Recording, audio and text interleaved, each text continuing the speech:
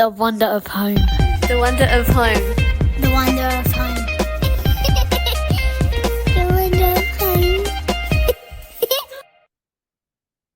All right, welcome back to my amazing sister-in-law, the greatest naturopath I know. Naturopath to be. Oh, yeah, true. Oh, you never know. This might air later. But I might have to time it actually that I do release this episode later. But I feel like you're gonna have too many goodies. I'm not gonna be able to hold back. So I'll just have to get you on again. And I'm positive that everyone is just gonna rave about you, of course. But I'm so looking forward to this episode because I feel like this is probably just a personal session for me to get as much as possible out of you with all of my questions. Love it. Happy to help. But this episode is the Nourishing Homemaker Hacks.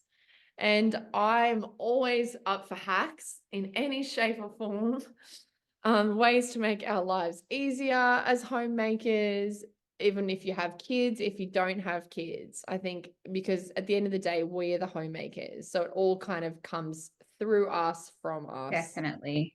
So we kind of set the tone, I think I said in a previous episode, for our houses. So I am so keen for this episode because I know that you're going to bring so many great tips, great insights around the role of nutrition in our family's health.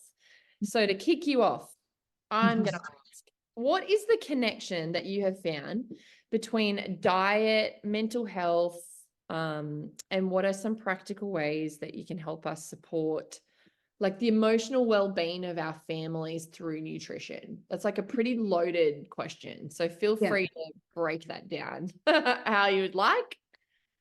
So I guess first and foremost, like the literature is very clear that there is a huge connection between diet and mental health. Not just, we've got just diagnosed disorders like depression and anxiety, but even just mood balance. There's a lot of information out there. I guess this stems back from, have you heard of the microbiome before? I feel like I might have, but don't ask me what it is. Yeah, I feel like that's been thrown around a lot lately because there's been lots of research done and how important it is. And what the microbiome is, it's in your gut and it's like a collection of all the bacteria. There's like thousands of different types of bacteria that inhabit our intestine. And I heard this really cool analogy the other day and it made so much sense to me. And it was like imagining a rainforest. So when you've seen a rainforest and there's just an abundance of, trees and vines and bushes and fungi and all different creatures that live there in like perfect harmony. But the soil there is so rich and nourishing, and that's kind of what it's like in our intestines. So that's what the microbiome is. It's that collection of, good and bad bacteria that inhabit, and it controls so many things in our body, not just mood, but things like our immune system, gut function. We've got like most of our immune cells are created in the gut. That's why you'll always hear people going on about the gut and healthy gut. And it is blows my mind, that concept. Like, when you think about it like that. From what I would envision to be the most ugliest organ. Body. Absolutely. And when you think about what it does, I don't think it's pretty. It just, I feel like it's going to look like a blob. Like, not it's pretty like a heart or, It is not, but it's so important because that's where when we eat food, it passes down through our stomach and into our intestines, and that's where the nutrient absorption takes place as well. So if your gut's not healthy, you're not absorbing the nutrients from the food and you're just passing them out. So, the gut is so central to our health, but in specifically regarding, mood, there's things called neurotransmitters. That's another thing that's thrown around a little bit. And what they are is like chemical messengers that are created, and they give the body instructions on what to do. And a couple that you might have heard before is serotonin. So serotonin is responsible for mood regulation. We've got dopamine. So dopamine is also mood, but it's more like that reward and motivation. Then we've got adrenaline, which is fight and flight. And another one specifically for all the mums out there is oxytocin, which is that love hormone. So it's for baby making, it's for birthing babies, breastfeeding, it's like that touch hormone. So they're kind of four of the main players that I feel like a lot of people would have heard of. But our diet is directly related. I'll talk more about serotonin because that's the one that's our mood hormone, but 70% of our serotonin is actually created in the gut. So when we think about it like that, it's such an important neurotransmitter, and it's really people talk about this gut-brain connection, and it is think about like a super highway. So they kind of like it's a two-directional, communication between our gut and our brain to regulate our mood, and we can directly influence that through what we eat in a good and bad way. So obviously eating good foods promotes it, but in the same token, eating foods that, especially like really highly processed, high in fat, saturated fat, high in sugars, they can be really detrimental. So in that way, diet is so central to creating mood. And there's lots of studies being done on certain dietary practices that will promote, beneficial mood balance, improvement in depression and anxiety, more so depression than anxiety, but even for children, there's lots of interest in like ADHD, and a lot of kids have that these days, and the connection between, certain nutrients, they're deficient in some of those nutrients, and they don't know whether that's because they're not able to metabolize them or they just can't absorb them, if that's a physiological thing. So there's, I don't want to get too technical, but just, yes. Okay. It's definitely a connection there, and we can influence our mood and our mental health, especially as mums. I feel like, as you said, center of the home, we carry the emotions of our family. And I think it's a time for mums where we often don't put ourselves first, and we do find that we do get a bit of mood dysregulation, and that makes it harder to support children going through really, fluctuating moods when we're in that space ourselves. So I think there's a lot we can do in that area. One thing I've noticed, like that you just like said there, about like all the different types of, were there hormones? Neurotransmitters, yeah. Neurotransmitters. Yeah. So the fight or flight one. Yes. So that one. What do you do? This is one to get this. This is a question from a fellow. No, it's just me asking. But I don't know. I don't feel like this would be as extreme as maybe like an example of fight or flight.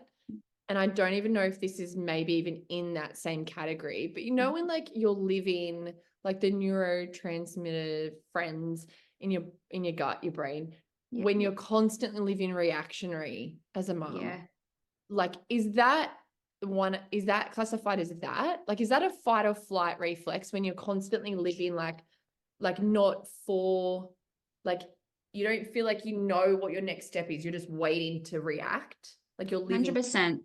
That is exactly what that is. It's reactionary. And what that's telling us is if you are finding that you're in that way, that's overstimulation of your sympathetic nervous system. So that's the one that allows you to react when you need to. And that one should only be used in times when it's needed. And if you find that you're in that state more so than the parasympathetic, which is what we call rest and digest, which is when we're sleeping and we're allowing ourselves to absorb nutrients, then you'll find there's lots of negative ramifications.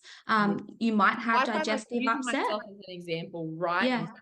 Yeah. Probably in the last 2 weeks, I've noticed within myself, like I wouldn't say it's like because I feel like it's just life, but I've found that I am like just living like kind of reactionary to like things going on in my world.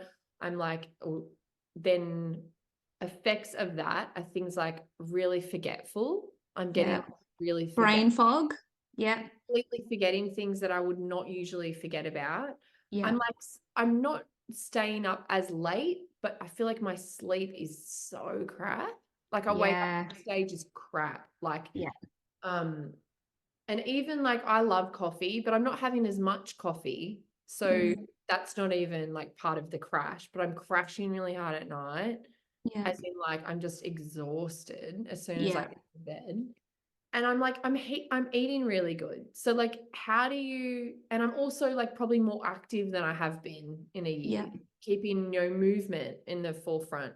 How do you reset, or how do you, like, what are some things, or what's one of the other neurotransmitter that I should be tapping into to like lull that baby down a bit? Yeah.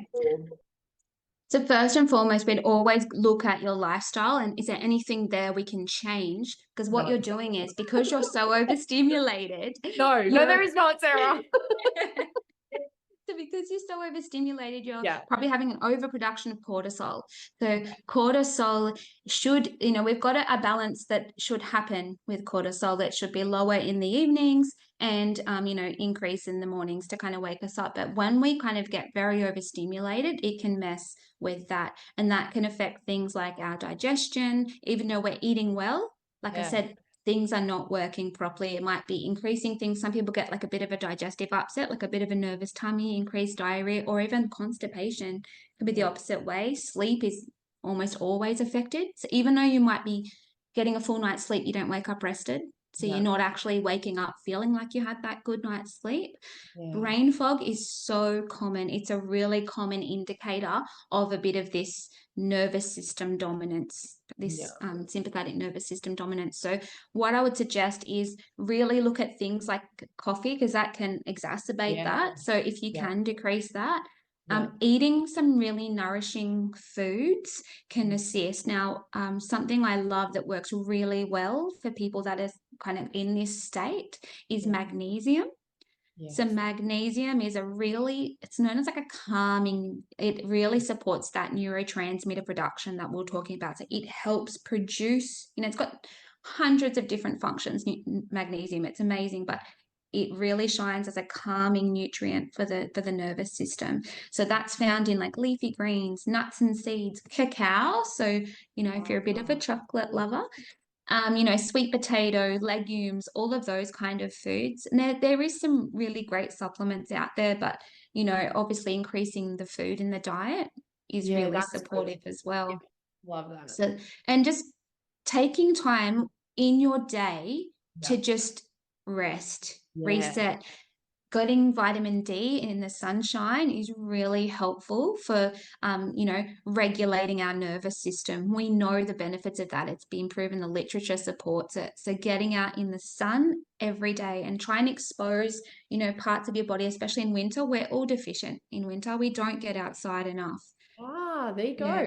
Okay. So, try and get out, and especially in the morning sun, it's a great way to kind of reset your body. And that's a really helpful for mums. I think it's very common what you're experiencing. I think when you do I feel have like that, so many people, it's just because you're a mum, and it probably is in a lot of ways. Like but it doesn't mean it has to feel good. I know, but I don't like to feel like I'm going crazy. No, especially when it starts to affect your cognition. So when that's a sign that, you are running on empty, running on fumes, and we need to reset that. There's something I need to like readjust, and people, you just do too many things. Well, the opposite of me not doing the things I love is worse than me not doing the things. Like, I don't, and that everyone's different, laundry, unless someone's going to do my laundry. Like, I don't love that, but okay. Yeah. And I think another thing you can do is like cold showers. So I didn't don't tell me that. Not the whole shower though. You don't have to do the whole shower. Just at the end of your shower. Okay. Finishing with a little spritz of just full cold water that acts as a bit of a nervous system reset, and it helps with what's called the vagus nerve, and that's that communicator between the gut and the brain. So if you get Sarah, I'm not doing that. The whole thing cold plunge. Warm. It beats cold plunge. So even just like singing and humming. I have actually heard that before though. So that's cool, like for you to like reconfirm that. Like it only has to be for like 3 seconds. Just like you know what? And to be honest, I'm not a huge fan when people are in, that sympathetic dominance of them doing cold plunges, because that can actually increase the stress. Whereas just doing a little, it's not for everyone. It's like fasting. It's not for everybody. Let's stop telling everyone they need to fast. Like a trendy thing to do. Nah, we're all about holism, and we're all about looking at each individual and prescribing what needs to happen based on how they're presenting. I think let's just ignore some of those Instagram people and just be real. Some. There's only some. Yeah. Too many. There's too many. And the day I see you take an ice bath. Oh, No, the it's day just, that I will I consume know for every my second culture. constitution, yeah, some people it might help, but I tend to, couldn't at do this it. stage of my life, run a bit like you, like a bit of in that sympathetic dominance. So for me, the cold spritz, or even like a cold swim in the Yeah, I remember you ocean, said that to me when I messaged you last year. You were like, oh, "Go for a swim." seriously, Yeah. changed my life. That to me is enough. I don't need to be doing, the hot cold ice bars and things. I know what works and makes me feel good. Oh, And that's cool. I think that's what it's about, finding what works for you. Yeah, that's great. And so Yeah. off the back of that, about like Yeah. family health and things like that, Yeah. what are some like nourishing hacks, or even for people that have kids, but maybe people that are listening that don't have Yeah. kids, but they're in like Yeah. my corporate world or something. Yeah. What are some like nourishing like food, like superfoods or things like that? Magnesium obviously is one that you've just Yeah. mentioned. Yeah. What other ones are things that people don't talk about that that are in foods rather than just going to the aisle in Woolies Yeah. and buying, Perfect. like what are some like hacks? Obviously you share this a lot on your Instagram page, which Yeah. I love. So anyone that doesn't follow Sarah, jump on and follow her. I'll put all the info to follow her in the description, but you often are like I think you even put like beetroot brownies, like things like that, Yeah, definitely. like I think superfood hacks.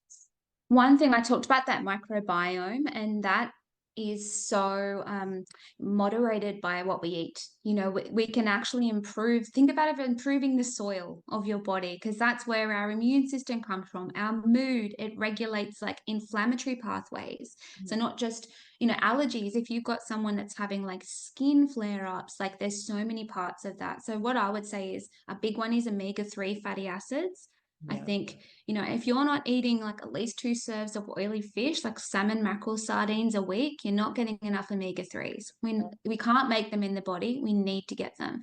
Yes, you can supplement, but you can get it from food as well. So things like, your fatty oily fish, flax seeds, chia seeds, walnuts are good sources.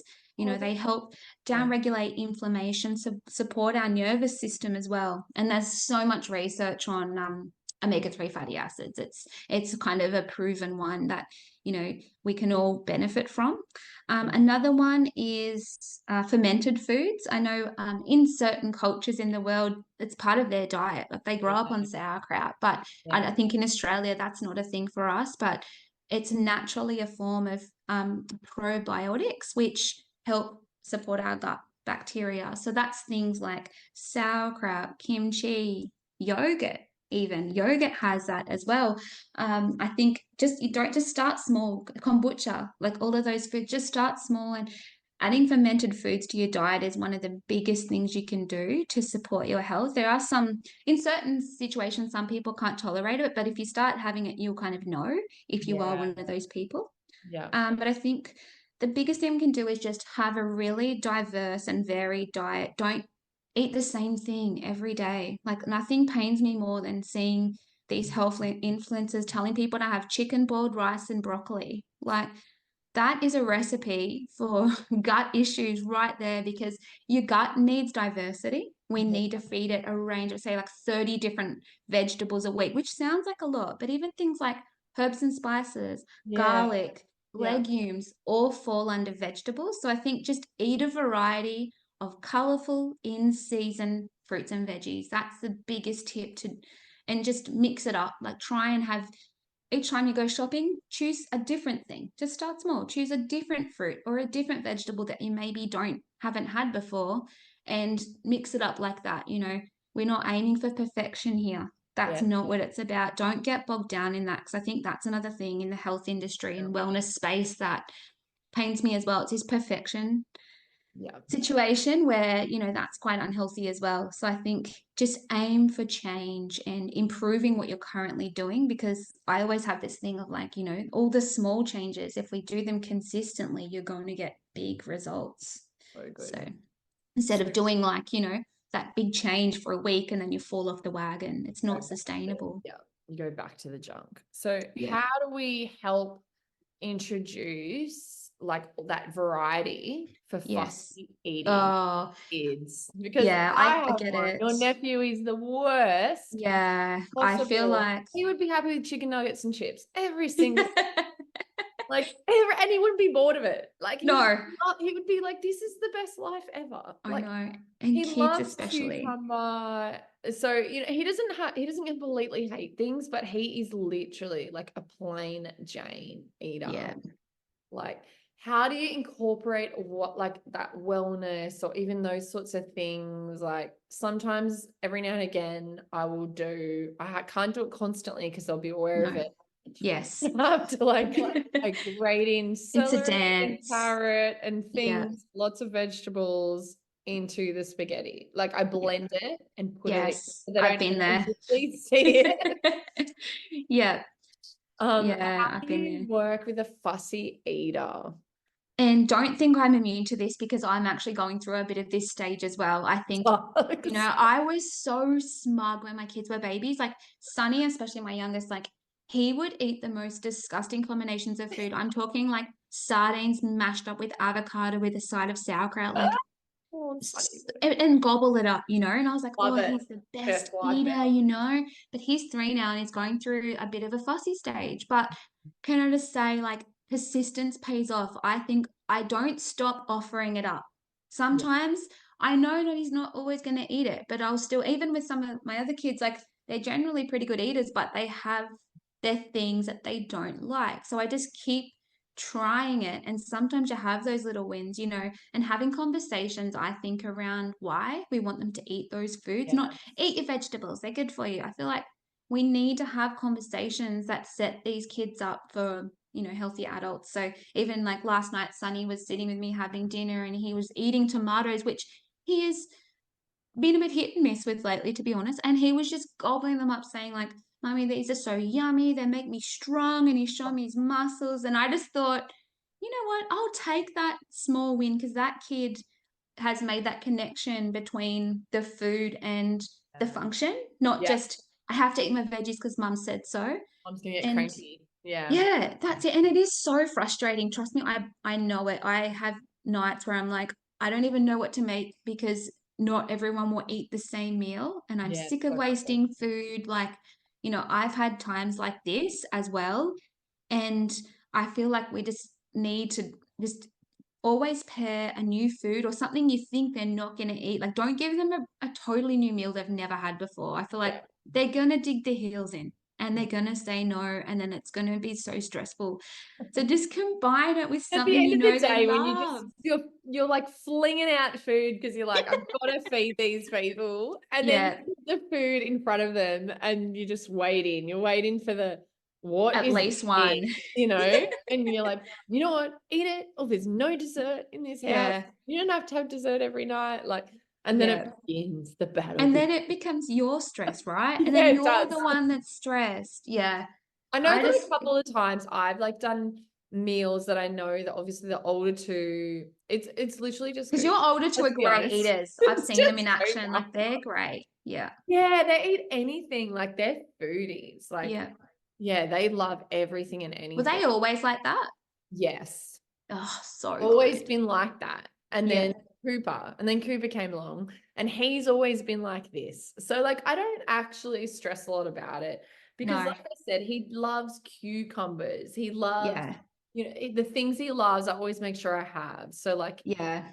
the biggest thing for me at the moment is veggies. He will not touch veggies. Is it like he doesn't like the taste or is there because some kids have a big thing with the texture, which is not to be No, downplayed.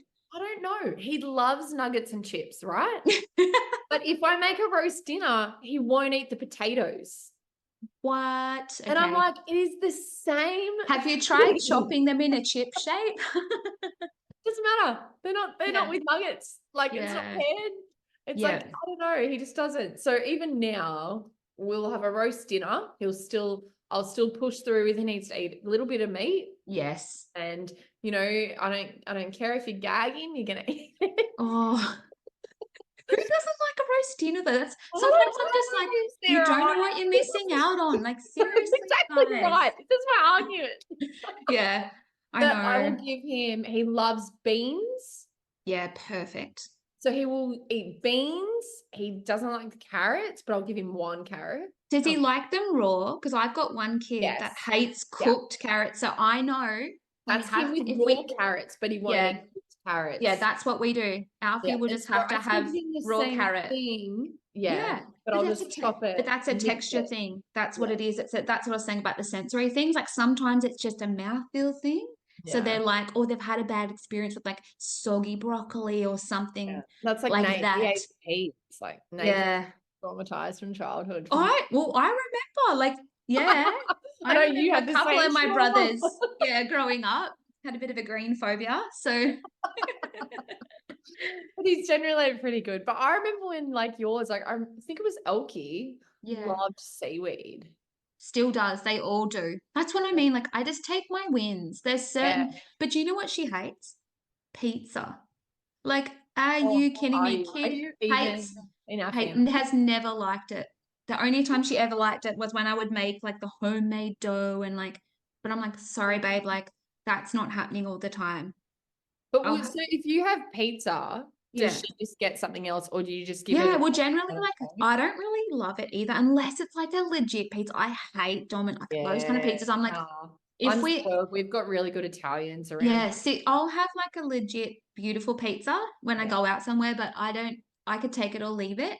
So Fine. if we do a takeaway night, like me and her will just get something else. She usually get like sushi or something like that. She's Yeah. happy with that. But yeah, so like it goes both ways. Like something like hates pizza. Like it's just, How it is what it funny. is.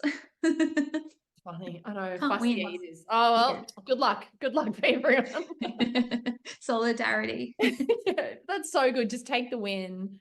Yeah. Be consistent. That was Just keep good. offering. Seriously, Yeah. keep offering and offer with things you know they like because then it feels safe for them. They're not like, I have to eat this whole meal. I don't like any Eat of this it. whole plate. Yeah. Yeah, no, give them something and keep going, keep offering. I think try some different, presenting it in different ways often Yeah. helps.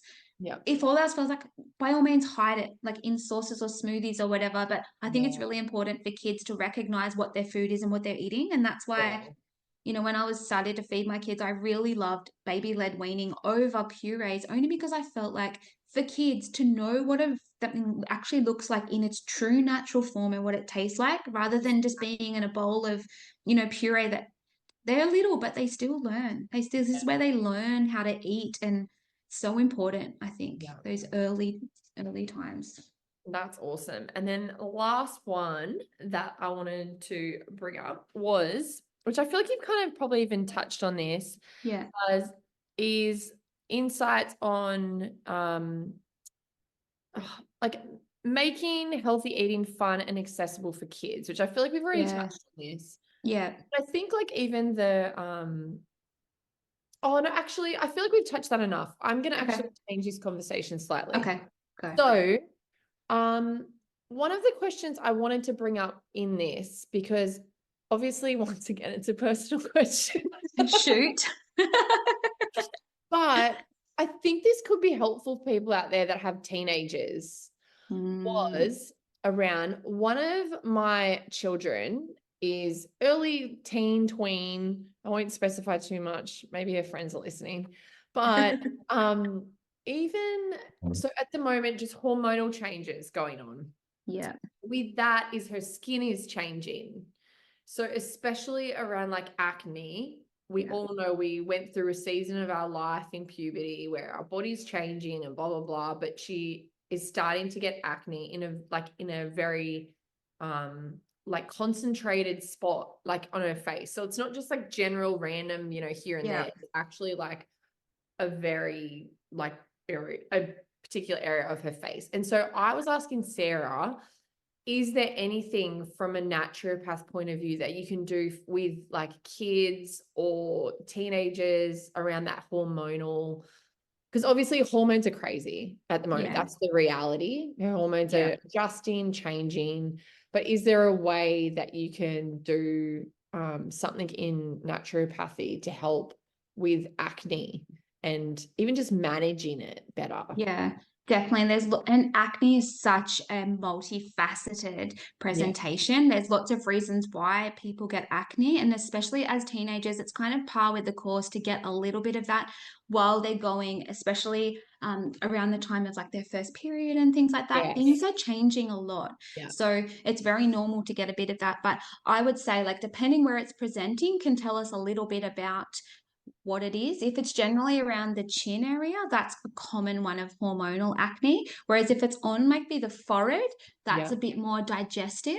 Okay. A bit of a more Okay. digestive zone. So we've got like face maps they're like from traditional Chinese medicine, but that's one of the oldest systems of medicine in the world. And one of the things about acne is I would always look at, first of all, the skin has its own microbiome. So I talked about the gut microbiome. We have one in our mouth. We have one on our skin. We have one, like women, in our vagina. We have a vaginal microbiome. So it's important. What we're putting on our face is important as well. So it's a really hard age because I've noticed a massive growth of young girls' fascination with skincare as well. Yeah. It is. And that's the thing, It's because I want huge. to create confidence in her for her natural skin.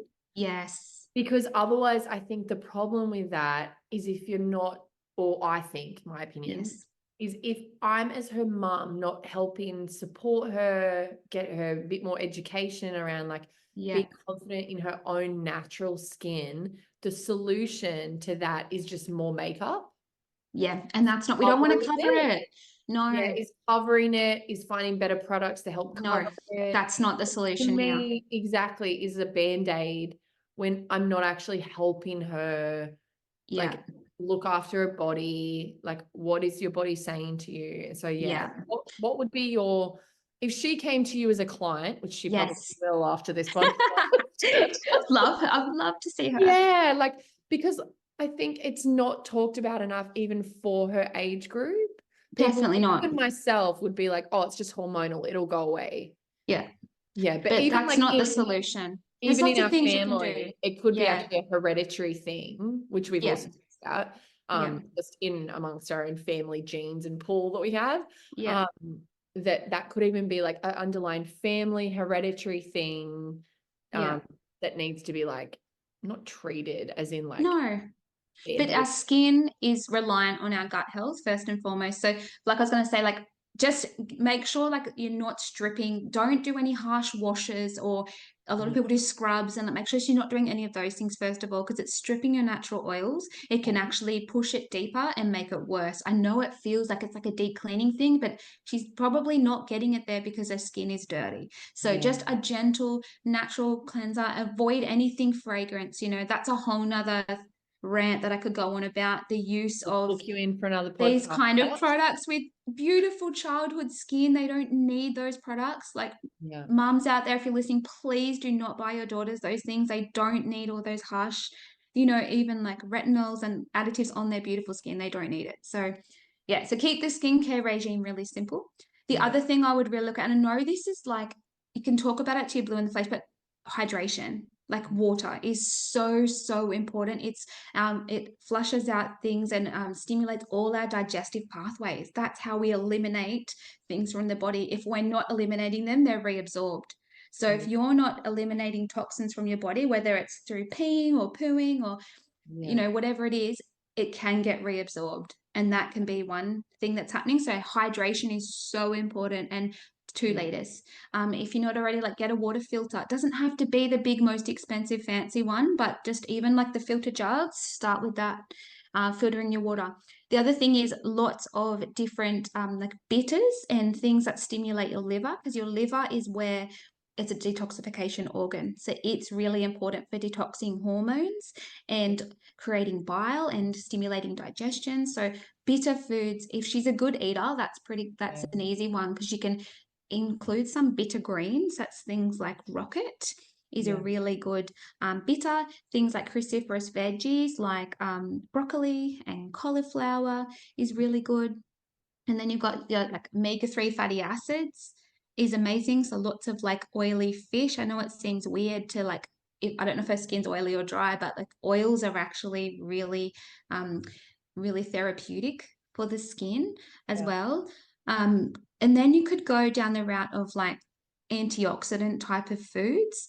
So lots of things like berries, the colorful veggies are really helpful. But I think it's, like I said, it's a really, every single person that I've treated with skin, and even my own skin journey, it's so different for everybody. Because the reason, some people get like acne that's because they're stressed.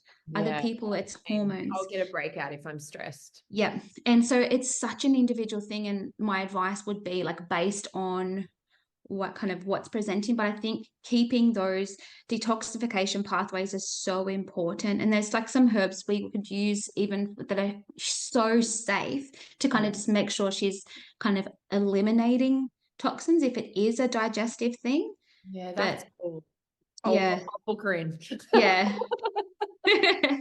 But it is such an important time. I think it's any kind of skin thing, especially on your face, like it can be really affect your self-esteem. So I feel for her, like I think it's, we don't want to ignore it, and we don't want to go down that route of just go to the doctor and they'll probably prescribe either the oral contraceptive pill or like Roaccutane, which both of those, not necessarily the right option for a young girl. So I think we need to be really mindful about setting our bodies up for future.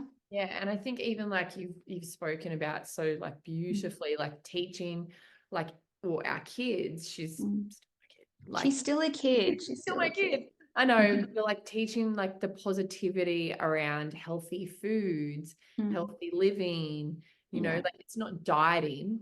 There's a difference. It's definitely, and I'm so there's this thing called orthorexia, which is where people try and be so perfect about their diet and what they're eating and being so just strict with it, and that in itself is not a healthy way to be.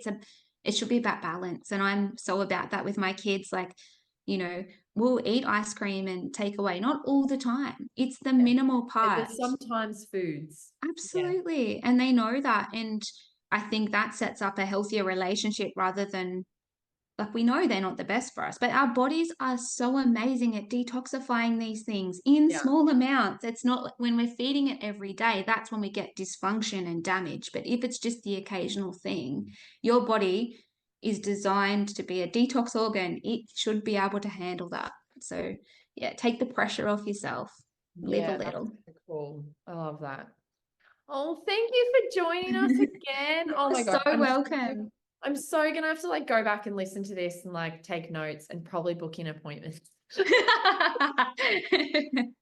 But thank you so much. I feel like there was so many great tips there for everyone listening, especially around that superfoods, because I feel like it's really hard sometimes to find that information without going down like the rabbit warren of it's crazy. Like keep it simple, I think. Like, don't overcomplicate it. Foods I need to be upping to help with the brain fog. Will increase your greens, like things like that's so good. Like you can find that was it magnesium? I can't remember. Yeah, magnesium, B vitamins. You can find that in this. You can find that in this. Like instead of it just being like this supplement, that supplement. No. And you got to remember, like, supplements are something they're isolated from that food. It doesn't necessarily work in the same way. Whereas with the food, it's a combination. It synergistically works in a beautiful way that we don't always understand. So it's kind of better to get it from food. For us to get that out of it. And it's safer. It's safer for us. So I love it. Well, thanks for coming on. You're welcome. Thanks for having me. I'll put all of the details for Sarah's Instagram page. That's probably the best place for you to follow her. She's always sharing amazing tips and hacks on there. And if you want to contact her, book appointments, she should be available from November. I won't probably start my own clinic only up till the new year. I'm going to take a little break, but always open for questions though. Yeah, always open to questions. She's always answering my questions. Definitely get you back on. That's what we do. Awesome. Thank you.